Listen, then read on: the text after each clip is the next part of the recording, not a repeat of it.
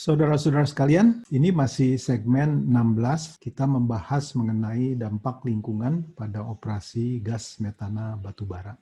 Baik, kita mulai. Nah, pada segmen ini kita akan membahas aspek pengendalian lingkungan dari pengembangan lapangan gas metana batubara. Dampak lingkungan yang diakibatkan dari kegiatan eksplorasi dan produksi di lapangan GMB ini adalah sebagai berikut. Yang pertama itu penurunan muka air tanah akibat pemompaan air atau dewatering. Itu yang pertama.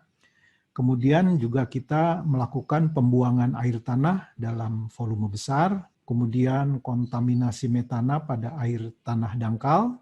Kemudian polusi kebisingan dari peralatan, kompresor, dan lain-lain. Kemudian polusi udara dari gas buang, kebocoran metana, dan juga debu. Dan polusi lahan akibat pipeline dan surface facilities. Nah, itulah pokok-pokok yang dapat terjadi sebagai akibat kegiatan IMP gas metana batubara pada lingkungan. Oke. Nah, ini salah satu noise control misalnya. Ini saya dapatkan dari Dr. Rajpuri dalam presentasi di ITB dulu ya, bahwa untuk misalnya kompresor BP, ya BP kompresor itu harus ya dilakukan advanced noise mitigation ya, bahwa kalau saudara lihat di sini adalah decibel scale ya, dari 0 sampai 130 misalnya. Kalau misalnya saudara di sini ya, misalnya pesawat 747 take off begitu, ini suaranya 120 desibel ya, jadi merah. Nah, orang bercakap-cakap itu di antara ini ya, 50-60.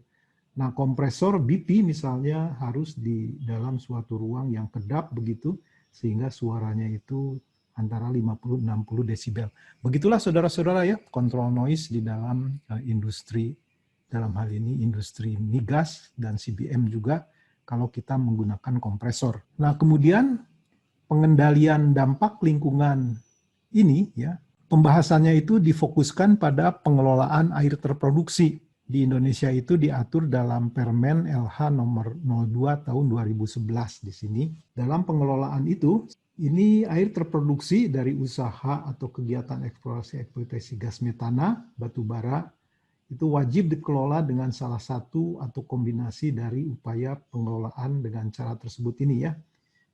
Yang pertama itu dibuang ke lingkungan. Antara lain bisa dibuang ke badan air, diinjeksikan ke dalam formasi, atau diuapkan.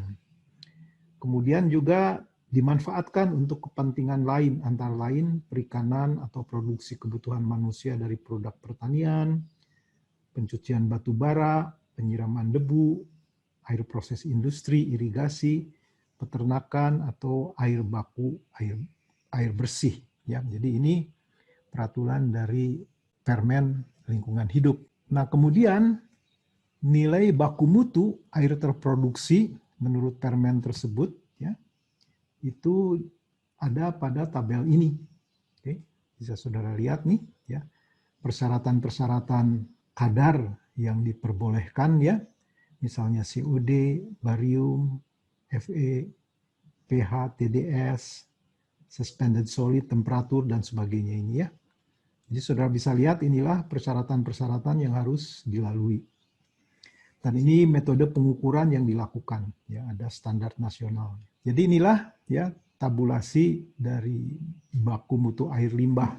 Nah kemudian ya ada beberapa teknologi water treatment sebetulnya untuk air yang terproduksi itu.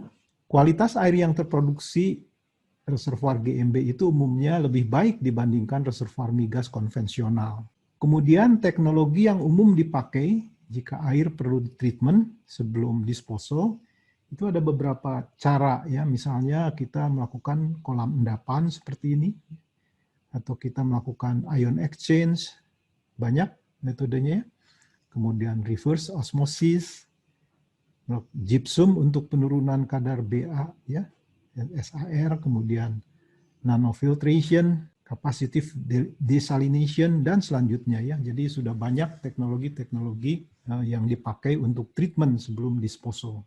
Nah kemudian Misalnya saja ini ada survei manajemen air terproduksi di US CBM dari Environmental Protection Agency di sini. Ya. Misalnya saja ini di berbagai basin di sini, ya.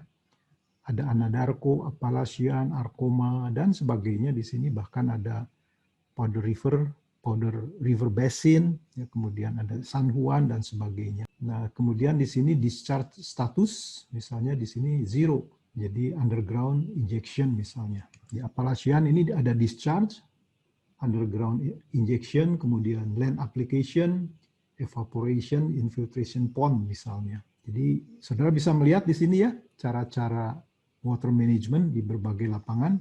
Banyak yang zero distance discharge itu karena diinjeksikan ke dalam reservoir, ya, ke dalam underground injection.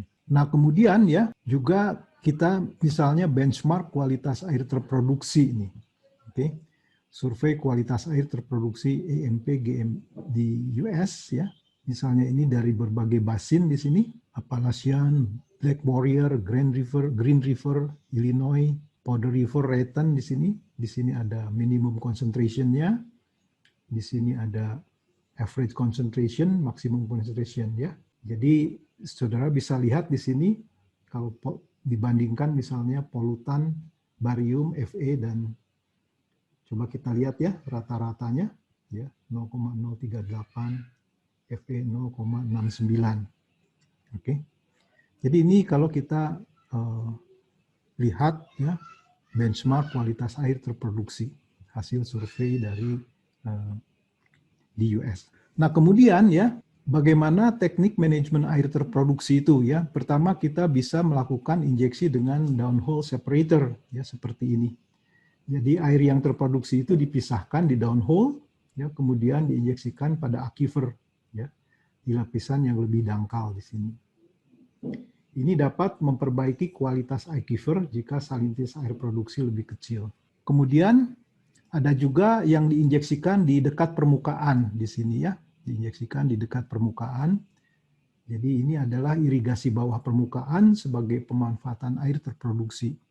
Ini aplikasi di US itu digunakan untuk pertanian. Tapi ini dilakukan jika kualitas air itu cukup baik, tawar sampai payau begitu. Nah ini yang dilakukan ya, jadi untuk irigasi. Nah kemudian kita lihat misalnya contoh pemanfaatan air terproduksi di Indonesia. Ini diambil dari Lemigas ya, dan ini adalah air formasi dari air yang terproduksi dari lapangan rambutan. Ya, ternyata bahwa airnya itu cukup baik. Jadi air yang terproduksi dari GMB di lapangan rambutan itu ramah ya, ramah lingkungan, bisa langsung digunakan ini. Nah itulah saudara-saudara ya bahwa ternyata bahwa produce water di lapangan rambutan ini safe for environment. Alhamdulillah ya. Nah juga ada misalnya suatu example di sini dengan new technology misalnya ada unit-unit yang portable begitu, ini dari Drake Technology, dia bisa memproses 8.500 barrel per day capacity dari produce CBM water untuk dijadikan fresh water ya, ini Wyoming CBM. Jadi begitu saudara-saudara ya, bahwa problem air ini kita harus tanggulangi secara serius. Mudah-mudahan airnya cukup baik untuk dijadikan misalnya untuk pertanian, peternakan, dan sebagainya.